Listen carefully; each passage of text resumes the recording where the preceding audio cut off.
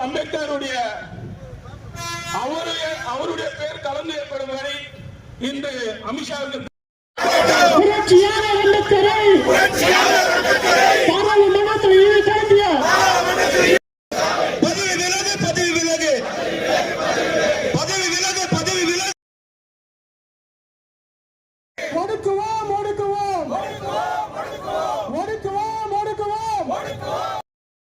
இந்திய பாராளுமன்றத்தில் புரட்சியாளர் அம்பேத்கரை இழிவுபடுத்தி பேசிய உனக்கு அம்பேத்கர் என்றால் அவமானமா? உனக்கு அம்பேத்கர் என்றால் அவமானமா? சட்டத்தின் மூலமாக மோடி கும்பலை ஒடுக்குவோம். புரட்சியாளர் அவமதி செய்த கள்ள கூட்டணியில்